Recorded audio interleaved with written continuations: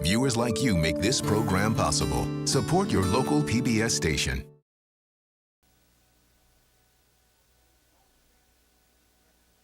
There is no state with a record that approaches that of Mississippi in inhumanity, murder, brutality, and racial hatred.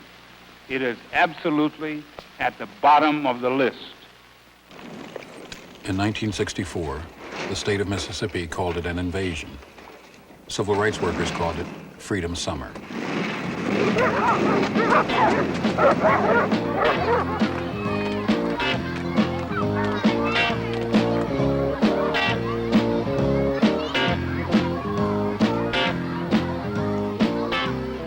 To change Mississippi and the country, they would risk beatings, arrest, and their lives.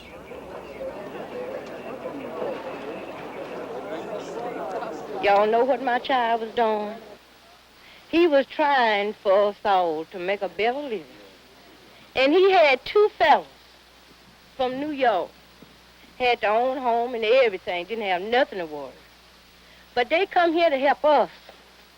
Did y'all know they come here to help us? They died for us. I know the one thing we did right was the day we started to fight. Keep your eyes on the prize. Hold on, hold on. Keep your eyes on the prize. Hold on.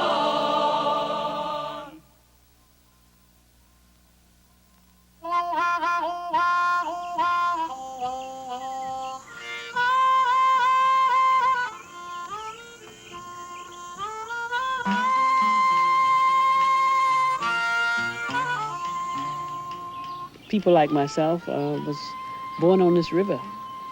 I love the land. It's the Delta. And to me, it's now a challenge, it's history, it's everything of what black people is all about.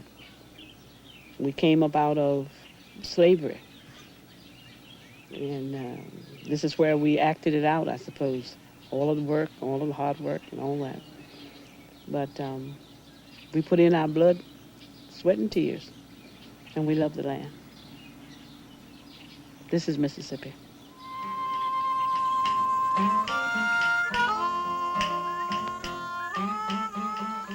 I've lived in this Delta all my life. My parents before me, my grandparents. I've hunted and fished this land since I was a child. This land is composed of two different cultures, a white culture and a colored culture, and I've lived close to them all my life. But I'm told now that we've mistreated them and that we must change, and these changes are coming faster than I expected, and I'm required to make decisions on a basis of a new way of thinking, and it's difficult. It's difficult for me, it's difficult for all Southerners.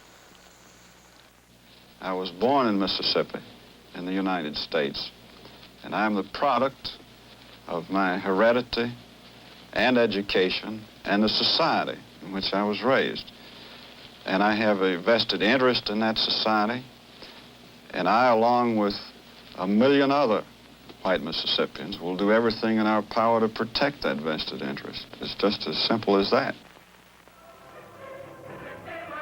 In 1954, the Citizens Council was established in the Delta, the northwest section of the state, where blacks outnumbered whites.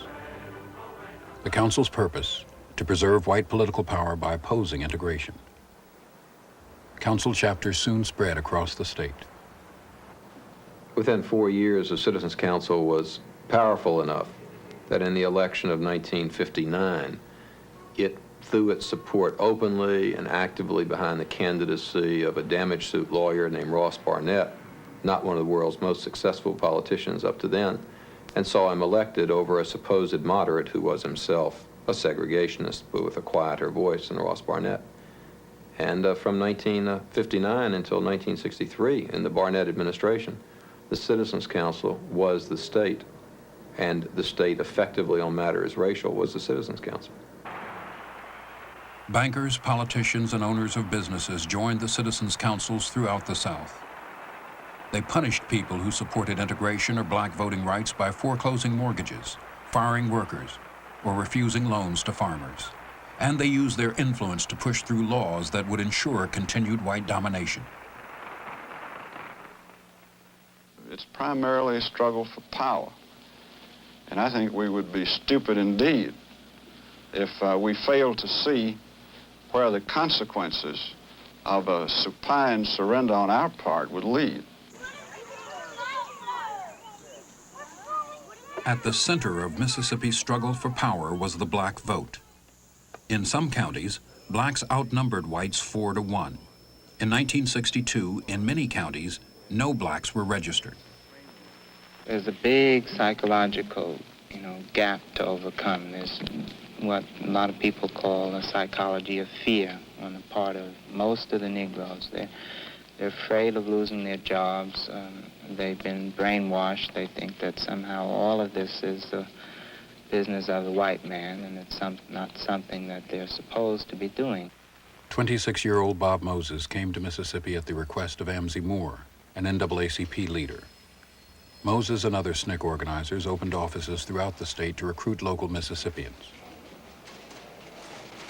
I was asked would I join the SNCC, which was Student Nonviolent Coordinating Committee, and I said yes. And they said, well, what do I have to do? They said, just try to encourage people to go and try to register, go over to the courthouse. And that was my start of going around here to my neighbors and friends and asking them, would they come and go to the courthouse and try to register to vote. People were being put off the plantations. People were threatened. Folks was put in jail just because we wanted people to try to register to vote. Some attempting to register had even been murdered to stop black political activity. And the state passed new voting laws to make registration more difficult. On this side, now right here you interpret. In other words, you tell what it means. Just write your meaning, your understanding of it.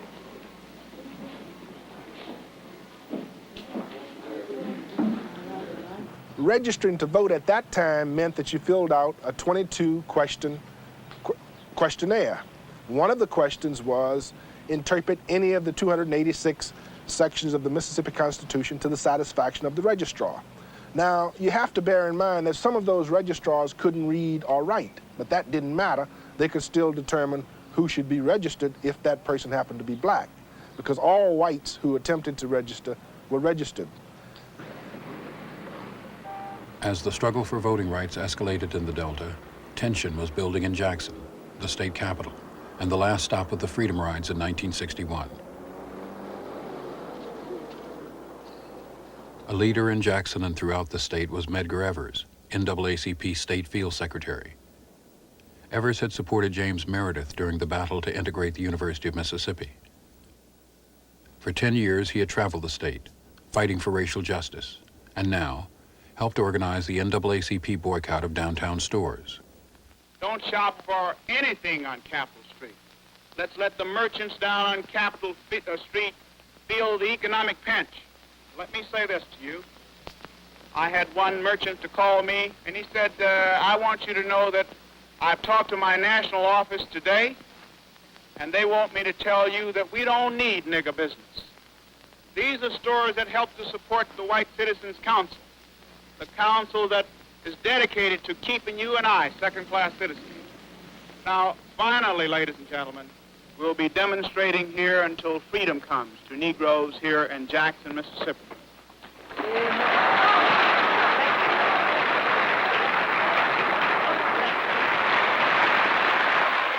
In June 1963, students in Jackson poured out of their schools to protest the beatings and arrest of demonstrators in downtown sit-ins.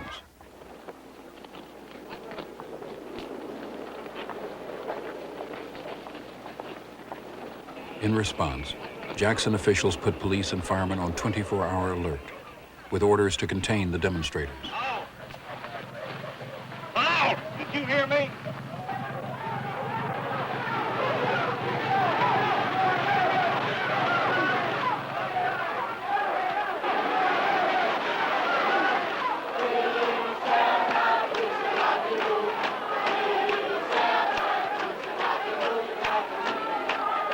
Hundreds were arrested. Mayor Allen Thompson announced that Jackson could handle 10,000 if necessary.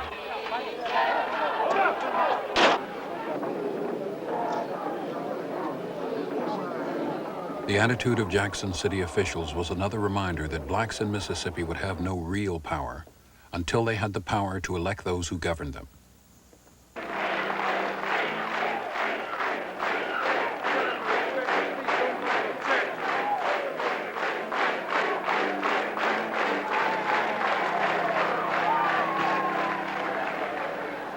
If you are not a registered voter, remember this one thing, that Allen Thompson got in the mayor's office by the majority of the folk who were qualified to vote and voted on the day that he was elected.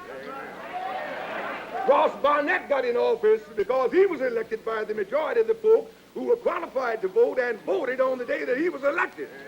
And if you don't like this thing, let's get ready to change it.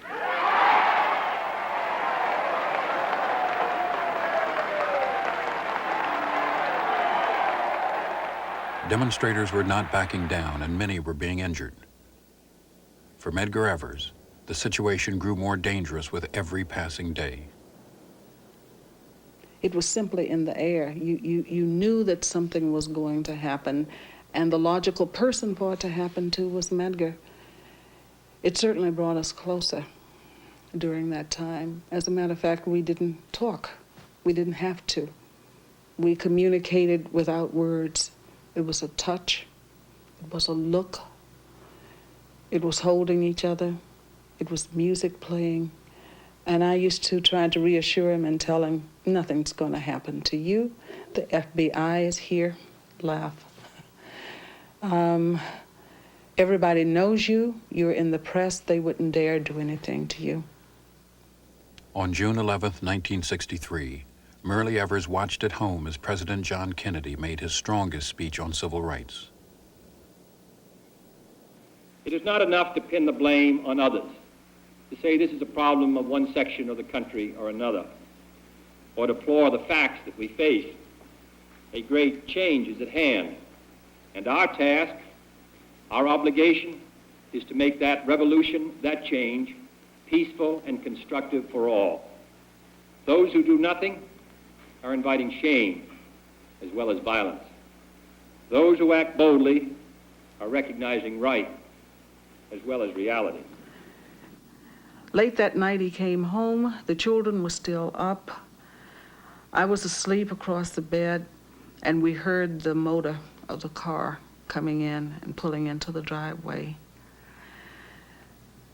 We heard him get out of the car and the car door slam, and in that same instance we heard the loud gunfire.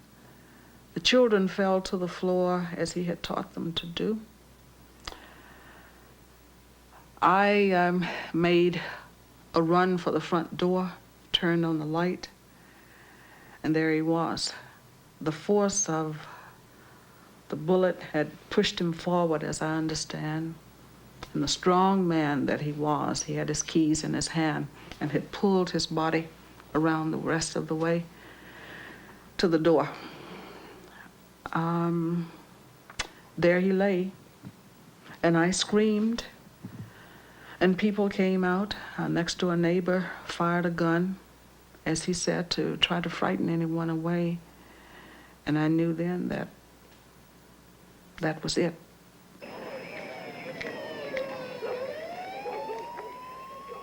Medgar Evers had been shot in the back by a single round from a high-powered rifle. The one fingerprint found on the weapon belonged to Byron de la Beckwith, a member of the Citizens Council in Greenwood, Mississippi.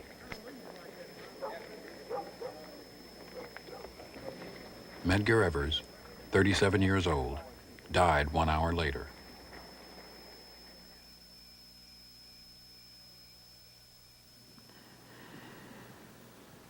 When Medgar was felled by that shot, and I rushed out, and so I'm lying there, and people from the neighborhood began to gather. There were also some whose color happened to have been white.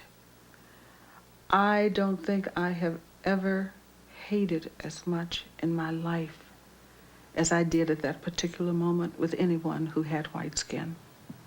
I screamed at the neighbors, and when the police finally got there, I told them that they had killed Medgar. And I can recall wanting so much to have a machine gun or something in my hands and just stand there and mow them all down. I was just, I can't explain the depth of my hatred at that point. We view this as a cold, brutal, deliberate killing in a savage, uncivilized state.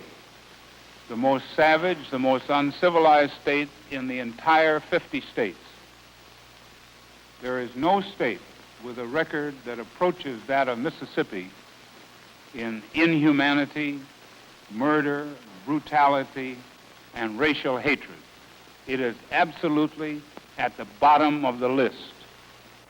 In Jackson, Mississippi, in 1963, there lived a man who was brave. He fought for freedom all of his life, but they laid Medgar Evers in his grave. On the day that Medgar was funeral, I mean, there was violence. I mean, there was no way to predict it. There was a different element of people who had never participated in the movement before. The guys off the street who were just angry, you know, who that at that time is we had very little contact with in the Jackson area. We had mostly worked in through churches. We had worked through students, young people, and then just people in general, you know. But the street people we had not really worked with as well because they didn't want to have anything to do with it because they always felt that they could not cope with the nonviolence. Not that they disagreed with what the movement, it's just that the tactics that were used. You know, on that particular day, that group of people decided to speak out.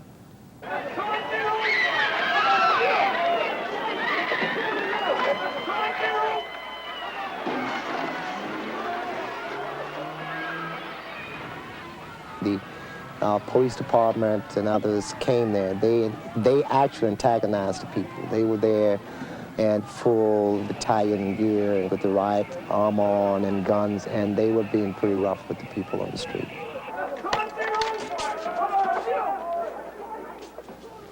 And the people just said, we're not going to take that. This is a funeral of our leader, and here they are, you know, harassing us, and the white folk killed them. Shots had already been fired when John Doerr, a Justice Department attorney, stepped between the crowds and the police. With the help of Dave Dennis and others, Doerr convinced both sides to back off. The demonstrators went home. Medgar Evers was buried in Arlington Cemetery with full military honors. No one was ever convicted of his murder.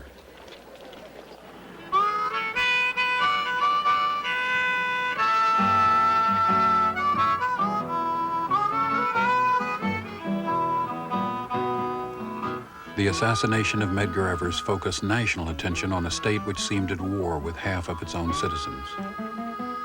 As anger grew, so did a concern that Mississippi could never be made to change from within. Civil rights leaders and sympathetic whites traveled to the South to see firsthand the state called the closed society. Any doubts we had about the desirability of coming down before we came have been removed of what we've seen since we've been here. Because what we've discovered is that the people who run Mississippi today can only do so by force. They cannot allow a free election in Mississippi because if they did, they wouldn't run Mississippi. And as we go around Mississippi and are arrested and beaten and charged with miscellaneous and very imaginative traffic violations that don't occur and threatened and told to leave, we understand why the people asked us to come down here. Because inside Mississippi, the rule of force is so hard on them that they can't shake the oath. But when we leave Mississippi, we'll tell what we've found, and the people of the United States aren't going to allow this to go on forever. Movement leaders debated how to keep national attention on Mississippi. In June 1964, Bob Moses announced Freedom Summer. We hope to send into Mississippi this summer upwards of 1,000 teachers, ministers, lawyers, and students from all around the country who will engage in what we're calling freedom schools, community center programs, voter registration activity, research work, work in the white communities, and in general, a program designed to open up Mississippi to the country. Opening up Mississippi would not be easy. Local newspapers warned of a coming invasion. Governor Paul Johnson called for more highway patrolmen. The city of Jackson ordered an armored truck for riot control, all to resist college students from across the country who had volunteered to work in the state during the summer. Most of the students that and people we were bringing in for the summer project were from the large universities, and they were from families who were politicians, bankers, lawyers, and others. And we felt by the fact that bringing in those particular people, that the attention of their parents and relatives from the various different other parts of the country would be on these areas. And by having large numbers of whites in here, is the press, the American public would have much more concern than if there were just a bunch of blacks that were in the state.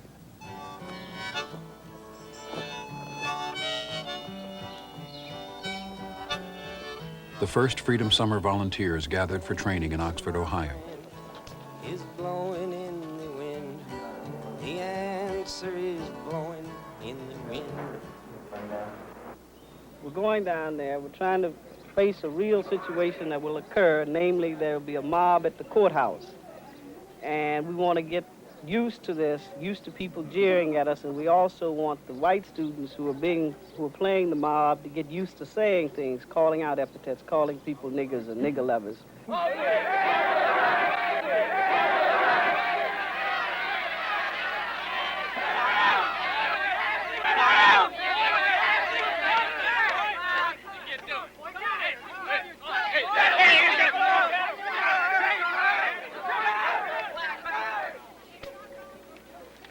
Okay, that was very good. See what happened? Okay. That was very good because you all got carried away, see? I mean, you were just supposed to yell and you started hitting us, so you got off your frustrations, you know. But that's what happens, you know. I mean, hey, isn't that really the way it yeah, that's what happens, you know. People begin shouting, then somebody lurches forward, and then everybody begins to lurch forward, so that was even better than we had anticipated. The students were warned of violence and of the possibility of death once they crossed the Mississippi state line. The first wave of recruits, including 20-year-old Andrew Goodman from New York City, left Saturday, June 20th for Mississippi. Goodman rode with veteran civil rights workers James Chaney, age 21, and Michael Schwerner, age 24. Sunday, June 21st. On Andy Goodman's first day in Mississippi, the three men drove to investigate the burning of a black Methodist church. The church had been the scene of a civil rights meeting just weeks before.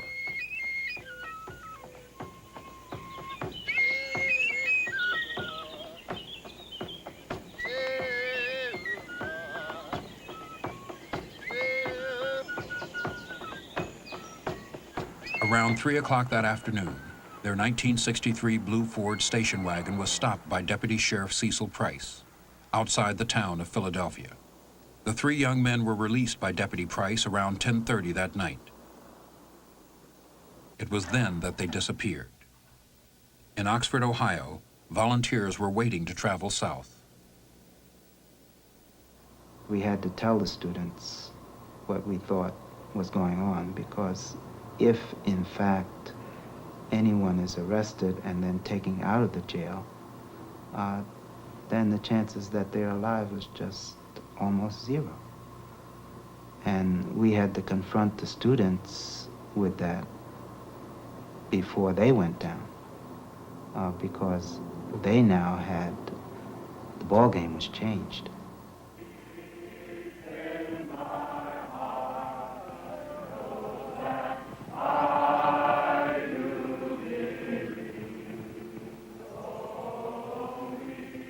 Within days, the disappearance was national news.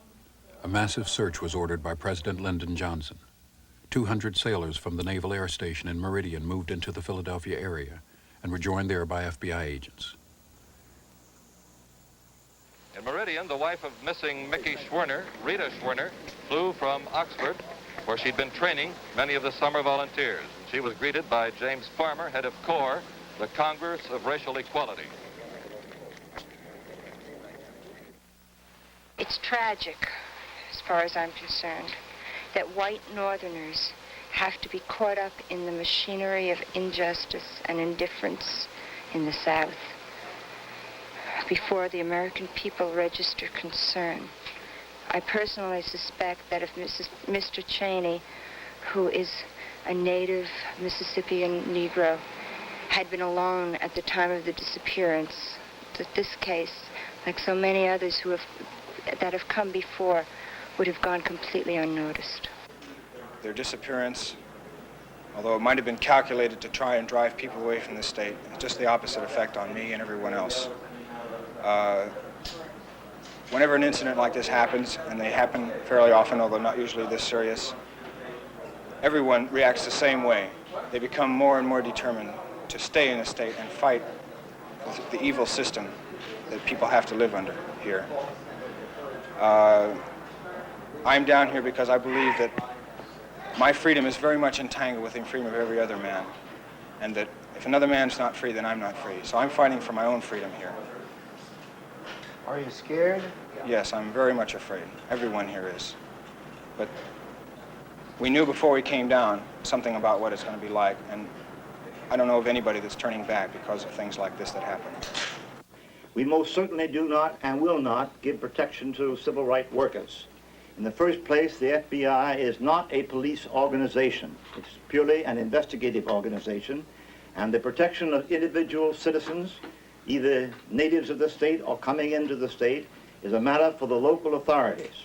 The FBI will not participate in any such protection. By early July, the volunteers had arrived in full force. During the summer, 80 civil rights workers were beaten, and 1,000 arrests were reported. One of the most dangerous jobs was traveling from house to house in isolated rural areas to build support for a new political party. We have organized into the Mississippi Freedom Democratic Party. We are holding a freedom registration drive throughout the state, encouraging every Negro and white who wants a stake in his political future to prove it by getting his name on a freedom registration book.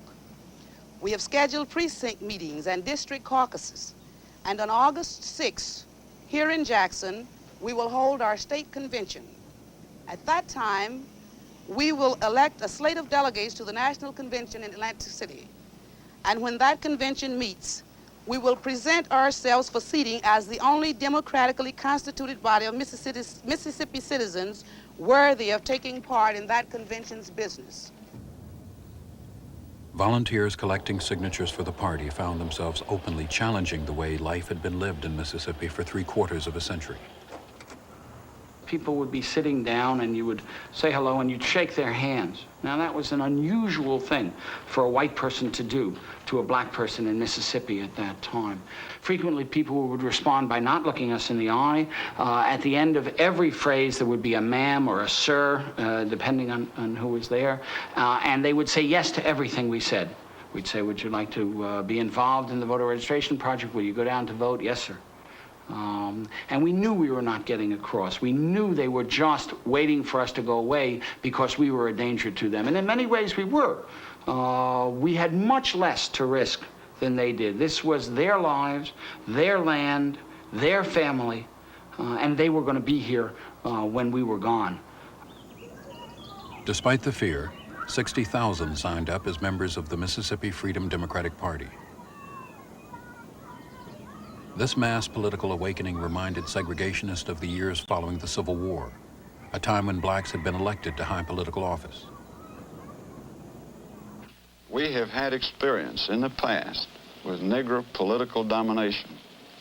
It was known as the Reconstruction. There are some who call this present attempt to build up political power through the mass registration of unqualified Negro voters the second Reconstruction.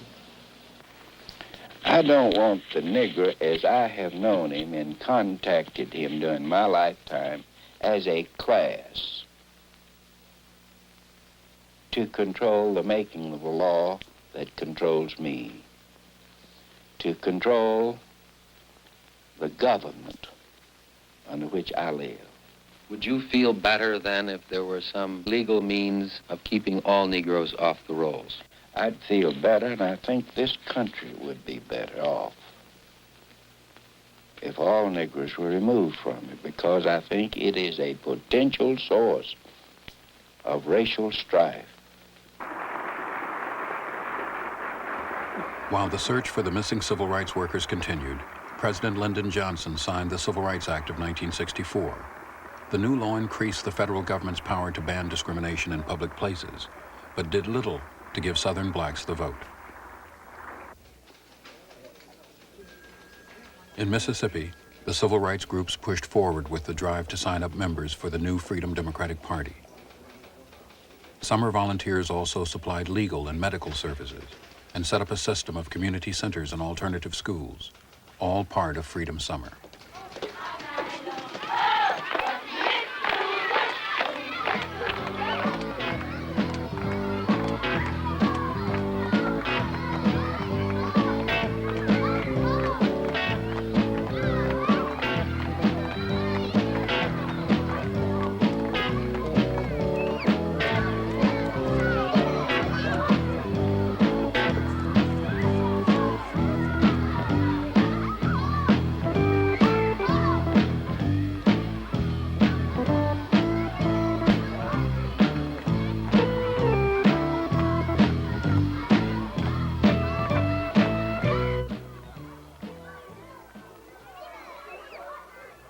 For years, most blacks in Mississippi had been denied the right to a decent education. SNCC opened 41 freedom schools across the state. By day, the volunteers taught everything from the 3 R's to innovative courses in black history. By night, the schools were used for political meetings, to explain the new party and to sign up new members. These activities and the presence of white volunteers teaching in black schools and living in black homes offended many white Mississippians. When the civil rights workers invaded the state in the summer of 1964 to change us, presumably into their own image, they were met with a feeling of some curiosity, but mostly resentment. They fanned out across the state, made a great to-do of breaking up our customs, of flaunting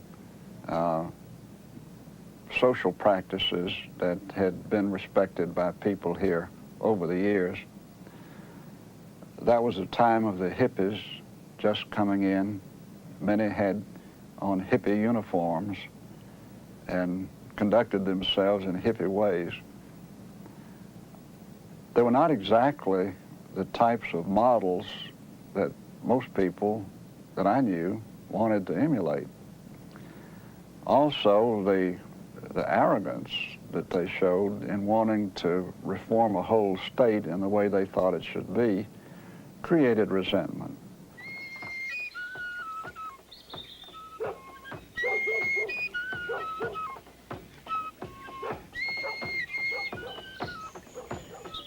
By late July, the 3 young men had been missing for 6 weeks. Many lost hope that they were still alive, but the goals for Freedom Summer were unchanged. Volunteers wanted to prove that black and white could live and work together. I remember cooking some pinto beans, and that's all we had.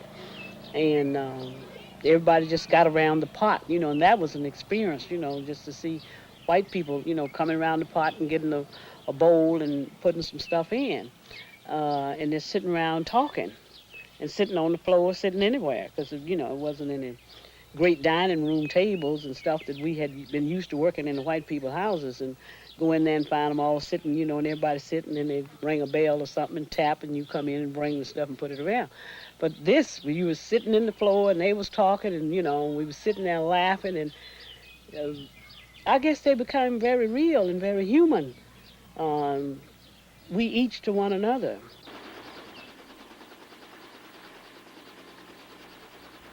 On August 4th, on a farm outside the town of Philadelphia, the bodies of Goodman, Cheney, and Schwerner were discovered buried together in an earthen dam. The autopsy reports indicated that the men had been killed by .38 caliber bullets.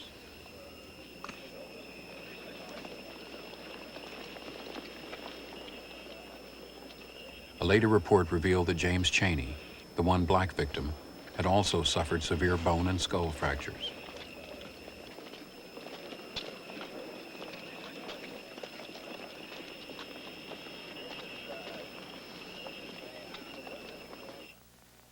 Throughout our history, countless Americans have died in the continuing struggle for equality. We shall continue to work for this goal, and we fervently hope that Americans so engaged will be aided and protected in this noble mission. For ourselves, we wish to express our pride in our son's commitment and that of his companions now dead, and that of his companions now alive, now in Mississippi, acting each hour to express those truths that are self-evident. August 7th, 1964, the funeral of James Cheney in Meridian, Mississippi.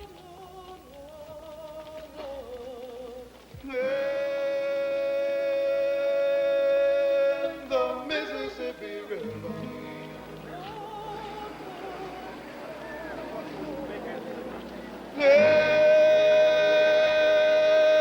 The Mississippi River. Well, you can count them one by one. It could be your son. Count them two by two. It could be me or you. Count them three by three. Do you wanna see? Count them four by four. I feel that he's gotten his freedom, and we're still fighting for it. But what I want to talk about right now is the living dead that we have right among our midst, not only in the state of Mississippi, but throughout the nation. Those are the people who don't care, those who do care but don't have the guts enough to stand up for it, and those people who are busy up in Washington and other places using my freedom and my life to play politics with. That includes the president on down to the governor of the state of Mississippi, you see.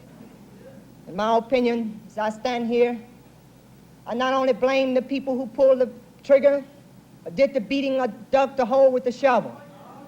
I bury the people, not bury, sorry. But I blame the people in Washington, D.C., and on down in the state of Mississippi for what happened just as much as I blame those who pulled the trigger. You see, I know what's going to happen. I feel it deep in my heart when they find the people who killed those guys in Neshoba County. You got to come back to the state of Mississippi and have a jury, all their cousins, their aunts, their uncles. And I know what they're going to say, not guilty, because no one saw them pull the trigger. I'm tired of that. See, and another thing that makes me even tireder, though, that is the fact that we as people here in the state and the country are allowing this to continue to happen. Even us as black folk. So I look at the young kids here, that's something else that I grieve about. The little Ben Cheney here, and the other ones like him around in this audience. When he wants someone to babysit for him, he gets my black mama to hold that baby. And as long as he can do that, He can sit down beside me. He can watch me go out there and register to vote. And he can watch me take some type of public office in this state. And he can sit down as I rule over him just as he's ruled over me for years, you see. This is our country, too. We didn't ask to come here when they brought us over here. I have been approached by the people at my national office of CORE and others to make sure that the speech that's given is calm. They don't want a lot of, things stirred up and everything else like that. And I'd agreed to do that. And I said, okay, fine, it's good. But then when I got up there and I looked out there and I saw little Ben Cheney, things just sort of snapped. And I was in a fantasy world to be sitting up here talking about things going to get better and we should do it in an easy manner and remember nonviolence and stuff like that. It's because this country, you cannot make a man change by speaking a foreign language. You have to understand what you're talking about. This country operated then and still operates on violence. I mean, if you said eye for an eye, tooth for a tooth, that's what we respect. The parents of Cheney and Schwerner wanted their sons buried side by side in Meridian. But Mississippi law enforced segregation even in death. James Cheney, age 21, was buried alone in a segregated cemetery. Sorrow and sadness that we are all one family.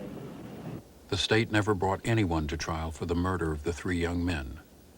But in federal court, Deputy Cecil Price and 6 others were found guilty of civil rights violations in connection with the killings and received sentences ranging from 3 to 10 years.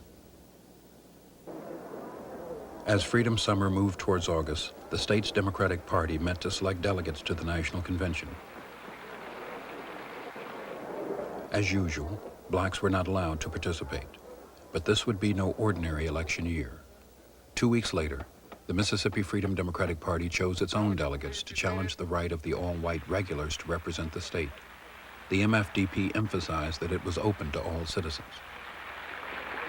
The Mississippi Freedom Democratic Party is only beginning, and it is beginning on the basis that it believes that a political party should be open to all the people who wish to subscribe to its principles. That means it's open to even the son of the planter on whose plantation you work, if that son has reached the point that he's willing to subscribe to your principles.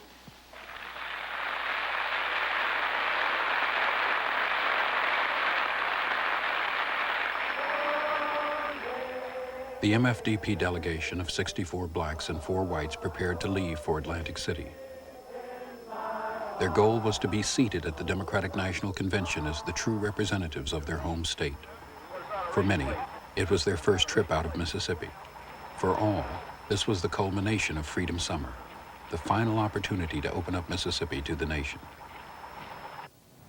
You know, I think one of the things that made the delegation of the Mississippi Freedom Democratic Party so hopeful, so expectant, was the fact that people had made a discovery, a discovery that there is a way out of, much of that is wrong with our lives, and that there is a way to change it, and that is through the execution of this vote, and so we can't get past these people at the state level because they've locked us out, but we just know that once we get to the national level, with all the proof that we have been locked out, and the fact that we've had the courage to go ahead and create our own party, then we feel like that we are going to get that representation that we've been denied for so long. Atlantic City, New Jersey, site of the 1964 Democratic Convention. Lyndon Johnson expected no opposition in getting his party's nomination, but was concerned the MFDP would disrupt party unity. With the arrival of the Freedom Democrats on August 20th, there were now 2 delegations in town from Mississippi. The Democratic Party would have to decide which would represent the state on the convention floor.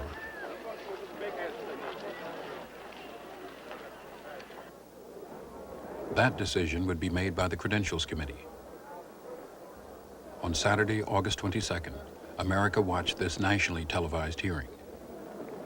It is the very terror that these people are living through that is the reason that Negroes aren't voting, that they're kept out of the Democratic Party by the terror of the regular party. And what I want the Credentials Committee to hear is the terror which the regular party uses on the people of Mississippi, which is what Reverend King was explaining, which is what Aaron Henry was explaining, and which is what the next witness will explain, Mrs. Fannie Lou Hamer.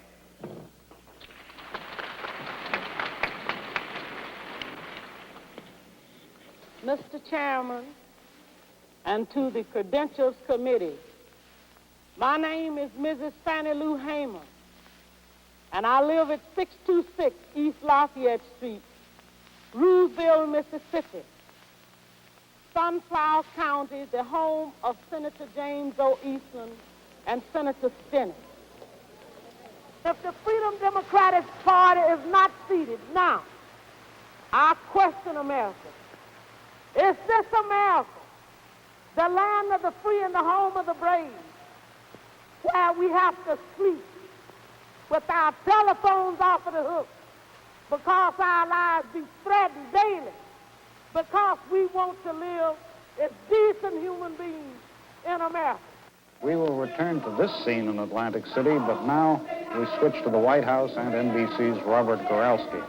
Lyndon Johnson cut off coverage of MFDP testimony by making a last-minute request for network airtime. We had an hour before the Credentials Committee. Fannie Lou Hamer made her famous pitch. Martin Luther King. We had the greatest array of people you have ever can imagine, and the Credentials Committee was very impressed. But Johnson was not. Despite the TV cut off by the president, Mrs. Hamer's message had gotten through. Viewers back home sent telegrams to delegates, urging support of the MFDP.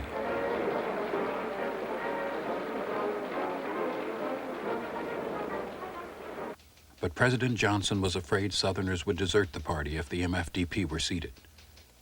He began pressuring liberals close to the Freedom Democrats. Senator Hubert Humphrey, a longtime champion of civil rights, was feeling that pressure. Many believed he would not be selected for the vice presidency unless he helped stop the MFDP. My only interest in this is an attempt to try to bring about a reconciliation of views in the hopes to keep our convention united with one objective: to defeat Mr. Goldwater in November and to carry forward the Democratic program. Humphrey assigned Walter Mondale, his young protege from Minnesota, to work out a solution. See, everybody was trying to think of something that was simple and would solve it and would satisfy everybody. The problem was there was no such solution. And so we'd go around and around and around, and everybody'd try this and try that, and writers would see if they could write around the problems, and philosophers see if they could dream of something to dream over the problem. It wouldn't go away. It had to be resolved. It had to be compromised, I think, in the way that we did it, and it was inevitable that some people would be unhappy. The committee did come up with a compromise. It offered the MFDP 2 seats at large, meaning they would not represent the state of Mississippi. It allowed the all-white regulars to be seated only if they would swear loyalty to the Democratic ticket. Finally, the committee promised to bar from future conventions any delegation guilty of discrimination. In response, all but 4 of the all-white regulars walked out of the convention. It may not satisfy everybody, the extremes on the right or the extremes on the left. But we think it is a just compromise. We think it is based soundly on the law. We think it clearly recognizes, without compromises, the basic devotion of this party to human rights. And we think it represents and sets the stage for the overwhelming victory of the man who, more than anybody else in the world, represents the cause of justice and law today, President Lyndon Baines Johnson. Lyndon Johnson announced that Hubert Humphrey would be his running mate before boarding the plane for the convention.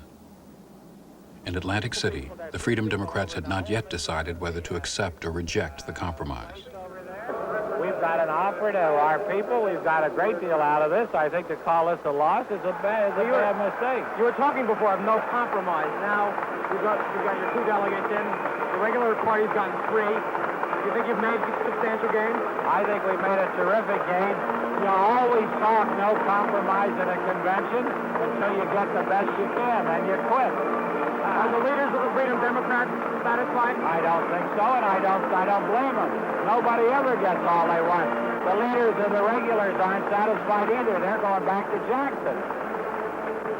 Let my people go. Political allies and national civil rights leaders urged the MFDP to accept the compromise, but the Freedom Democrats voted overwhelmingly to turn it down.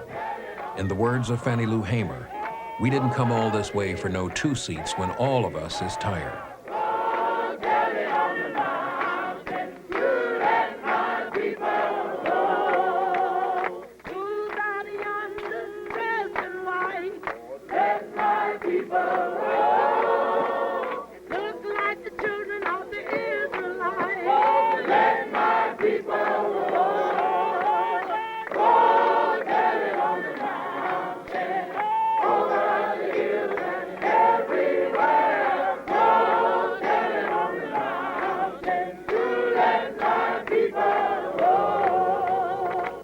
I think people felt that the Democratic Party would actually embrace them. I think there was a lack of real understanding of the depth to which the local Southern politicians were entwined in the Democratic Party, and that there would be a real reluctance on the part of the National Democratic Party leadership to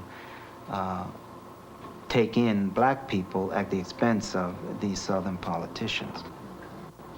The whole issue around the compromise for us and for me was that it was some kind of political ploy that they understood. But for us, for Mississippi, it was what was right and what was wrong. It was, we had been done wrong. Our rights had been taken away. And you just couldn't issue some 2 seats at large to correct that. And it was a moral situation that had to be right. So it wasn't just a political something to get away with, is that we sit in the rooms and negotiate. You know, they knew about those kind of things, but we didn't. How to sit in the rooms and negotiate way and say, you know, we'll take the best of this, a piece of that. We went after what was right, and it was wrong the way we had been treated for hundreds and hundreds of years. Denied the right to register to vote, denied the right to participate in the political process, and that's what was going on. The MFDP delegates made one last appeal for national attention. They tried to sit in the seats abandoned by the Mississippi regulars. Hey, will you identify yourself for us, please? My name is Mrs. Fannie Lou Hamer.